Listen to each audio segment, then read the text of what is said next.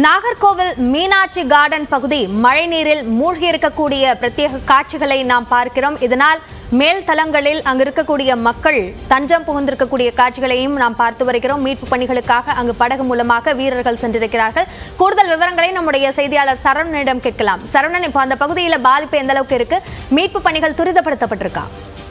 அபிநயா, அதாவது நேற்று முன்தினம் துவங்கிய மழை நேற்று மாலை வரையிலும் விடாது அடித்த காரணத்தினால் நாகர்கோவில் பகுதியில், அதிலும் குறிப்பாக நாகர்கோவில் பாறைக்கால் மடம், ஊட்டுவாள் மடம், மீனாட்சி கார்டன், அதே போன்று தோவாளை போன்ற பகுதிகளில் தாழ்வான பகுதிகளில் இருந்த குடியிருப்புகளை மழை நீர் சூழ்ந்தது. இதன் காரணமாக அடுக்குமாடி குடியிருப்புகளிலும் அதே போன்று தாழ்வான குடியிருப்புகளில் இருந்த அனைத்து வீடுகளுமே மூழ்கிய ஒரு சூழ்நிலை காணப்பட்டது. கீழ்த்தளங்கள் மூழ்கிய நிலையில் பெரும்பாலான பகுதிகளில் மேல்தளங்களில் மக்கள் தஞ்சமடைந்திருக்கிறார்கள்.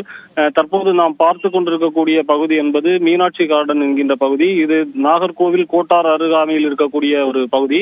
இந்த பகுதியில் இந்த மீனாட்சி கார்டன் பகுதியில் மட்டும் மொத்தம் 20க்கும் மேற்பட்ட வீடுகள் காணப்படுகிறது. இந்த பகுதிகளில் இருக்கக்கூடிய மக்கள் மேல்தளத்தில் தஞ்சமடைந்திருக்கக்கூடிய சூழ்நிலையில் அவர்களுக்கு பால், பிரெட், அது போன்று குடி தண்ணீர் போன்ற அத்தியாவசிய பொருட்கள் கொடுக்கக்கூடிய காட்சியை தான் நாம் தற்போது பார்த்து கொண்டிருக்கிறோம். இதனை கன்னியாகுமரி மாவட்ட தீயணைப்புத்துறையினர் இந்த பணிகளில் ஈடுபட்டிருக்கிறார்கள். தொடர்ந்து அவர்கள் படகு மூலம் அந்த பகுதியில் இருந்து மக்களை வெளியேற்றுவது, அதே போன்று அங்கேயே இருக்கும் மக்களுக்கு உணவு போன்ற அத்தியாவசிய பொருட்களை கொடுப்பது என நேற்றிலிருந்தே அவர்கள் இந்த பணியை ஈடுபட்டிருக்கிறார்கள்.